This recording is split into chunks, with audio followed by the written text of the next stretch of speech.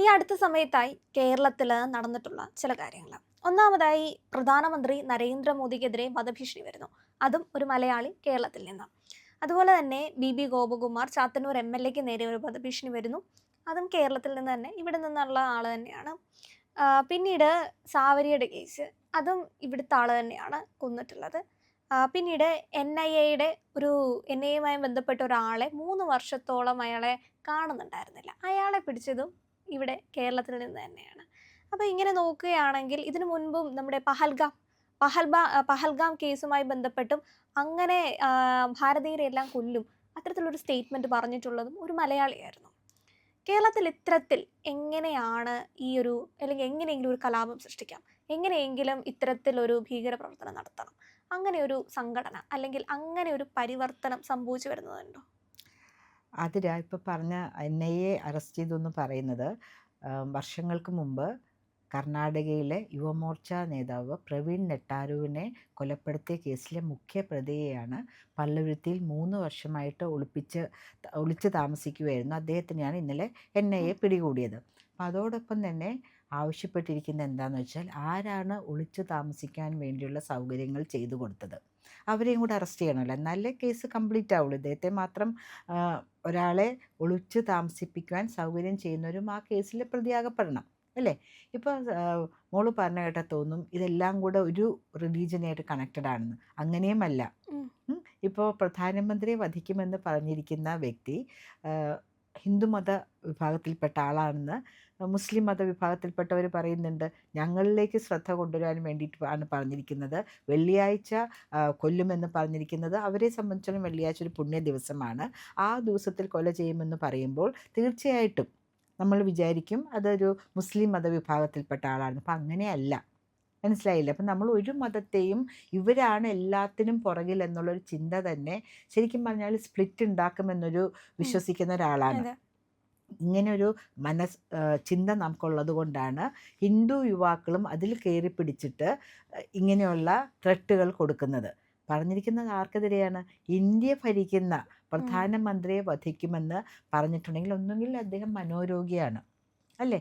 അദ്ദേഹത്തിന് അങ്ങനെ വധിക്കാനൊന്നും പറ്റില്ല. പലപ്പോഴും പ്രധാനമന്ത്രിയുടെ മോട്ടോർക്കേഡുകൾ നടന്നു പോകുന്ന ഭാഗങ്ങളിൽ ഉള്ള ആൾ തന്നെയാണ് ഞാൻ. ഒരു തവണ യു.പിയിൽ കഴിഞ്ഞ അസംബ്ലി ഇലക്ഷൻ നടക്കുന്ന സമയത്ത് വാരണാസി കോൺസ്റ്റിറ്റ്യുവൻസിയിലാണ് ഞാൻ പ്രവർത്തിച്ചിട്ടുണ്ടായിരുന്നത്. ആ സമയത്ത് ശ്രീ മോദിജി അവിടെ റോഡ് ഷോയിൽ വന്നു.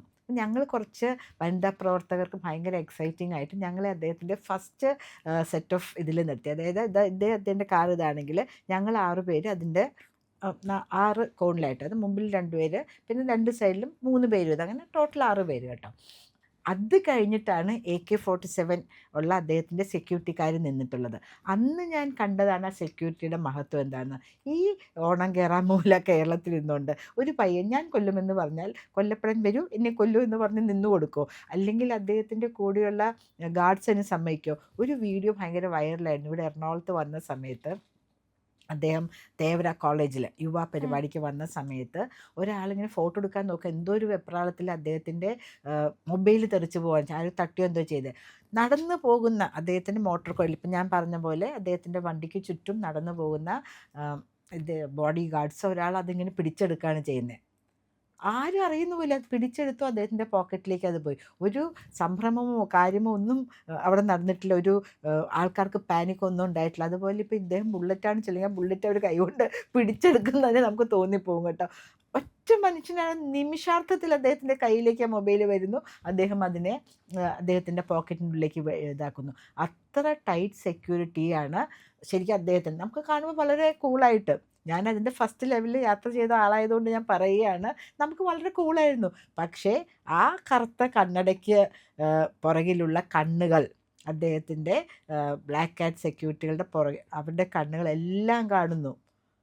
നൊടിന്ന് സ്പ്ലിറ്റ്. എത്രയോ എന്താണ് പി.ടി. ഉഷയ്ക്ക് ഗോൾഡ് നഷ്ടപ്പെട്ടത് ഒരു 1/100th ഓഫ് എ സെക്കൻഡ് എന്നൊക്കെ പറഞ്ഞാൽ 1/1000 ഓഫ് എ സെക്കൻഡിലാണ് അദ്ദേഹം ആ വന്ന മൊബൈൽ ഫോൺ പിടിച്ചെടുത്തത്. അല്ലെങ്കിൽ അവിടെ ഒരു ഇതാവില്ലേ? അപ്പം അങ്ങനെയുള്ള സമയത്ത് നമ്മുടെ ഇവിടുത്തെ കൊച്ചു പയ്യന്മാർക്ക് മാത്രമേ ഇങ്ങനെയൊക്കെയുള്ള ഒരു ആവേശം കാണിക്കാൻ പറ്റുള്ളൂ. ഇവരെന്താ പറയുന്നത് ഇവർ പോലും അറിയുന്നില്ല. അത്രയ്ക്കും നമ്മളുടെ സുരക്ഷാ സേനകൾ വളരെ കമ്മിറ്റഡാണ്. അവർക്ക് അങ്ങനത്തെ ട്രെയിനിങ് ആണ് കിട്ടുന്നത്. ഇനിയിപ്പോൾ രണ്ടാമത്തെ കാര്യം പറയുന്നത് എന്താണ്? രണ്ടാമത്തെ കാര്യം താങ്കൾ പറഞ്ഞത് ബി ഗോപകുമാർ. അദ്ദേഹം എന്തോ മദനിയെക്കുറിച്ച് എന്തോ പറഞ്ഞു അല്ലേ? ആ കാര്യമല്ലേ പറയുന്നത് ആ ആതിര? ആ ഒരു അത് സ്റ്റേറ്റ്മെന്റിന് ശേഷമാണ്, പക്ഷെ അതുമായിട്ട് റിലേറ്റ് ചെയ്തിട്ടൊന്നും അല്ല എന്നാണ് ഉം, അദ്ദേഹം പറയുന്നത്. ഉം, അതാണോന്നും അദ്ദേഹത്തിന് അറിയത്തില്ല. ഉം, ജോലി അന്വേഷിച്ചാണ് ആ കോള് വന്നത്. അതിന് ഉം, ശേഷമാണ് അങ്ങനെ ഒരു ഉം. വധഭീഷണിയിലേക്കൊക്കെ കടക്കുന്നത്. എന്തിനാണ് ഈ വധിക്കുന്നത്? എന്തിനാണ് എനിക്ക് മനസ്സിലാവുന്നില്ല. ഇത് നമ്മൾ താമസിക്കുന്ന ഒരു ജനാധിപത്യ രാജ്യത്തിലല്ലേ? ജനാധിപത്യപരമായി തിരഞ്ഞെടുക്കപ്പെട്ട ഒരു MLA ഒരു അഭിപ്രായം പറയുകയാണെങ്കിൽ അതിലെന്തെങ്കിലും മോശമായിട്ട് തോന്നുന്നെങ്കിൽ നമുക്ക് കോടതിയുണ്ട്, നിയമവ്യവസ്ഥയുണ്ട്. മരണമാണോ? നമ്മൾ അങ്ങനത്തെ ഒരു ബാർബേറിയൻ സെറ്റപ്പിലാണോ ജീവിക്കുന്നത്? പെട്ടെന്ന് മുറി രണ്ടെന്നാണോ? അങ്ങനെ ഒരു ചിന്തയൊന്നും വേണ്ട ആർക്കും. ഇവിടെ നിയമവ്യവസ്ഥകളുണ്ട്. ആരുടെയെങ്കിലും സംസ്കൃതിക്കോ അല്ലെങ്കിൽ അത് ഒരു പേഴ്സണലായിട്ടോ ഒരു അധിക്ഷേപപരമായി നമുക്ക് തോന്നുകയാണെങ്കിൽ അതിന് നമുക്ക് കോടതിയിൽ പോകാമല്ലോ. പ്രത്യേകിച്ചും ശ്രീ ഗോപകുമാർ ഒരു തിരഞ്ഞെടുക്കപ്പെട്ട MLA ആയിരിക്കുമ്പോൾ തീർച്ചയായും അദ്ദേഹം അങ്ങനെ മോശമായ ഒന്നും അദ്ദേഹത്തിൻ്റെ വാക്കുകൾ വരില്ല എന്ന് നമുക്ക് ഉറപ്പുണ്ട്. ഇനി ഇപ്പം പറഞ്ഞിരിക്കുന്ന വധഭീഷണി മുഴക്കിയ ആൾക്ക് അതിലെന്തെങ്കിലും ഒരു വ്യസനം തോന്നിയിട്ടുണ്ടെങ്കിൽ തീർച്ചയായിട്ടും കോടതിയിൽ പോകാമല്ലോ. അല്ലാണ്ട് കൊല്ലുന്നു പറയാണോ ചെയ്യേണ്ടത്? അത് തന്നെ തെറ്റല്ലേ? ഇപ്പം ആരാണ് ജയിലിൽ പോയി കിടക്കാൻ പോകുന്നത്? ഗോകുമാർ പോയി കിടക്കുമോ? അദ്ദേഹം അദ്ദേഹത്തിനെതിരെ വധഭീഷണി മുഴക്കിയ ആൾ പോയി കിടക്കുമോ? തീർച്ചയായിട്ടും വധഭീഷണി മുഴക്കിയ ആ ആളായിരിക്കും. അപ്പോൾ അത് അവിടെ കൊണ്ട് തീർന്നു. അപ്പോൾ ഇനി ഞാൻ പറയാൻ ആഗ്രഹിക്കുന്നത്, ഇങ്ങനെയൊന്നും എടുത്ത് ചാടല്ലേ. ഇന്ത്യ വളർന്നു കഴിഞ്ഞു, വികസിച്ച് കഴിഞ്ഞു. അല്ലെങ്കിൽ പഹൽഗാമിനെ കുറിച്ചൊരു പോസ്റ്റ് ഇട്ട ആളെക്കുറിച്ച് പരാതി കൊടുത്തത് യുവമോർച്ചയുടെ ഒരു പെൺകുട്ടി തന്നെയാണ് പരാതി കൊടുത്തത്. എത്രയോ മാസങ്ങൾക്ക് ശേഷം, അതായത് ഒരു വർഷം കഴിഞ്ഞിട്ട് അദ്ദേഹം ഇറങ്ങി വന്നപ്പോൾ പിടിച്ചെടുത്തില്ലേ? ഇന്ത്യ പഴയ ഇന്ത്യ അല്ല ആദരാ. ആർക്കും എന്തും ചെയ്തിട്ട് എവിടെയെങ്കിലും പോയി സുഖമായി ജീവിക്കാമെന്ന് തോന്നുന്നുണ്ടെങ്കിൽ നിങ്ങൾക്ക് തെറ്റി. ഇവിടെ നമുക്ക് എല്ലാവർക്കും ഒരുമിച്ച് ജീവിക്കാം, സ്നേഹത്തോടും ആദരവോടും കൂടി വസുദൈവ കുടുംബം പോലെ നമുക്കിവിടെ ജീവിക്കാം. പക്ഷേ ഇന്ത്യയെ മോശമായി കാണിച്ച് ഇവിടെ എല്ലാം പ്രശ്നത്തിലാണ്, ഇവിടെ ഒരു മതസ്ഥർ മാത്രമേ ഉണ്ടാകാൻ പാടുള്ളൂ എന്നൊരു ആറ്റിറ്റ്യൂഡിലാണ് നിങ്ങൾ ഇരിക്കുന്നത് എങ്കിൽ നിങ്ങൾക്ക് തെറ്റിപ്പോയി. നമുക്ക് ഒരുമിച്ച് ജീവിക്കാം, ഒരുമിച്ച് ഇന്ത്യയെ മുന്നോട്ട് നയിക്കാം. Let us rebuild the nation എന്ന് തന്നെയാണ് നമ്മളുടെ പ്രധാനമന്ത്രി പറയുന്നത്. അങ്ങനെ ഒരു അവസരത്തിൽ എന്തെങ്കിലുമൊക്കെ വായി തോന്നുന്നത് വിളിച്ചു പറഞ്ഞിട്ട് തിരിച്ച് ഇന്ത്യയിലേക്ക് വന്നപ്പോൾ എന്ത് സംഭവിച്ചു? അതിനെ പറയൂ. പിടിച്ചു. എന്നിട്ട് അത്രേ ഉള്ളൂ കാര്യം. അല്ല, ഇത് ഞാനത് പ്രത്യേകമായിട്ട് കേരളത്തിലേക്ക് ഇത് എങ്ങനെയാണ് നമ്മൾ ഈ ബംഗാളിൽ നിന്നാണ് ഒരാളെ പിടിച്ച സമയത്ത് ഈ ആന്റി ടെററിസം സ്ക്വാഡ് അവർ പിടിച്ച സമയത്ത് അയാൾ പറഞ്ഞൊരു സ്റ്റേറ്റ്മെന്റ് ആയിരുന്നു, ഇത്തരത്തിലുള്ള ഒരു പ്രവർത്തനങ്ങൾ ഞങ്ങൾ കേരളത്തിലും ഉണ്ട്, കേരളത്തിലേക്ക് ഞങ്ങൾ വ്യാപിപ്പിച്ചിട്ടുണ്ട്, ഞങ്ങൾക്ക് വാട്സപ്പ് ഗ്രൂപ്പുകളുണ്ട്, ടെലിഗ്രാം അത് ഗ്രൂപ്പുകളുണ്ട്. നമുക്ക് കൃത്യമായിട്ട് അറിയാം. സ്ലീപ്പർ സെല്ലുകൾ ഇപ്പോൾ തന്നെ ഒരു വ്യക്തി വന്ന് പറഞ്ഞിട്ടുണ്ട്, കേരളത്തിലാണ് ഇതിൻ്റെ മുഴുവൻ സ്ലീപ്പർ സെല്ലുകൾ ഉള്ളത്. കേരളത്തിൽ നിന്നാണ് അതിൻ്റെ അടിയിൽ നിന്ന് മുകളിലേക്ക് കയറി വരുന്നത്. ഓരോ കുട്ടികളെയും അല്ലെങ്കിൽ ഓരോ വ്യക്തികളെയും ഇതിൻ്റെ അടിമകളാക്കുന്ന രീതികളൊക്കെ കേരളത്തിൽ നടക്കുന്നുണ്ട്. അതുകൊണ്ട് തന്നെയാണ് കേരളത്തിൽ NIA വളരെ സജീവമായി നിൽക്കുന്നത്. ഇപ്പോൾ വർഷങ്ങൾക്ക് മുമ്പ് കർണാടകയിൽ കൊല്ലപ്പെട്ട യുവമോർച്ച നേതാവിൻ്റെ കൊലപാതകളിൽ 2 ലക്ഷം രൂപ തലയ്ക്ക് വില കൽപ്പിച്ചിരുന്ന ആളെ പിടിച്ചത് കേരളത്തിൽ നിന്ന് തന്നെയാണ്. ഇനി അവിടെ വെറുതെ ഇരിക്കുമോ? അല്ലേ? ഇനി അവിടെയും നല്ല തരത്തിൽ NIAയുടെ ഇതുണ്ടാകും. NIA ഉദ്യോഗസ്ഥന്മാർ വന്ന് അവിടെ നടക്കുന്ന പല കാര്യങ്ങളും അവർ ശ്രദ്ധിക്കും.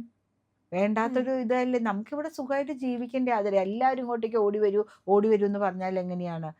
ഈ നമ്മളുടെ എന്താണ് കുംഭമേള വൈറൽ പെൺകുട്ടി ഇങ്ങോട്ടേക്കല്ലേ ഓടി വന്നത്? ഇവിടെ നിന്ന് അപ്പൂപ്പന്മാരൊക്കെ കൂടെ കല്യാണമൊക്കെ നടത്തി കൊടുത്തല്ലോ. ഇപ്പോൾ തിരിച്ച് മധ്യപ്രദേശ് കോടതിയിലേക്ക് പോയിട്ട് അവിടുത്തെ കാര്യങ്ങൾ നടത്താൻ പറ്റുന്നു. ഇന്ത്യയിൽ ഒന്നും നടക്കാത്ത കാര്യങ്ങൾ കേരളത്തിൽ വന്നാൽ നടക്കുമെന്ന് എന്തുകൊണ്ട് തോന്നുന്നു? നമുക്കിവിടെ വിദ്യാഭ്യാസം കൂടിയത് കൊണ്ടാണോ? എന്തുകൊണ്ടാണ് അങ്ങനെ തോന്നുന്നത്? കേരളം മറ്റ് സംസ്ഥാനങ്ങൾ പോലെ തന്നെയുള്ളൊരു സംസ്ഥാനമാണ്. ഇവിടെ ഒന്നും പ്രത്യേകമായിട്ടില്ല.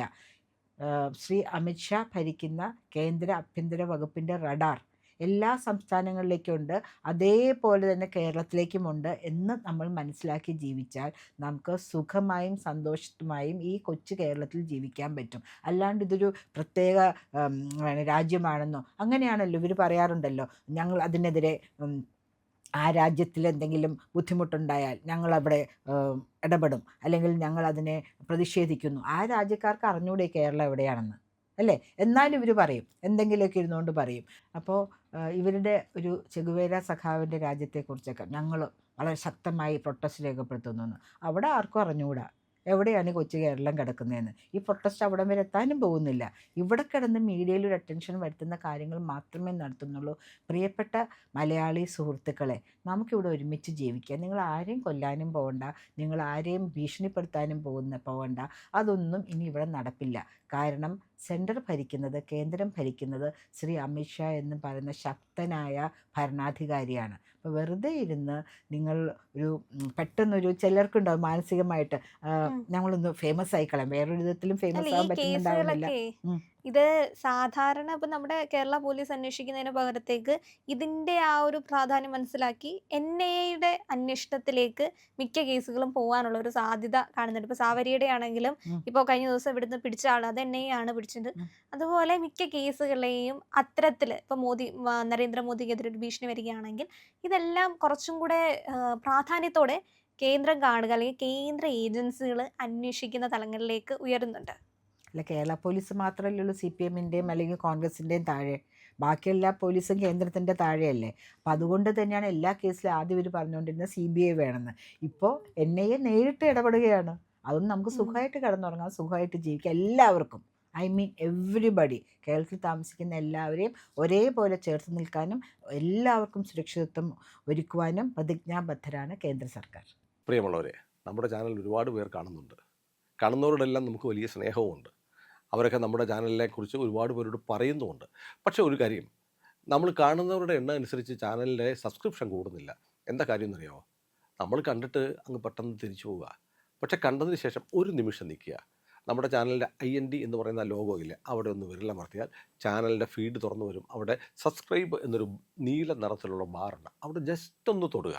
തൊട്ടടുത്തൊരു മണിയുടെ ചിത്രമുണ്ട്, ബെല്ലൈക്കൺ, അവിടെ ഒന്ന് തൊട്ടാൽ നിങ്ങൾക്ക് നമ്മുടെ എല്ലാ വീഡിയോകളും കാണാനുള്ള നോട്ടിഫിക്കേഷൻ കിട്ടും. മാത്രമല്ല ചാനലിൻ്റെ ഒരു സബ്സ്ക്രൈബറായി മാറുകയും ചെയ്യും. അത് ഞങ്ങൾക്ക് വലിയ സഹായമായിരിക്കും. ഉറപ്പായിട്ടും അത് ചെയ്തിട്ടില്ല എങ്കിൽ ഇപ്പോൾ തന്നെ ഒന്ന് ചെയ്യണേ.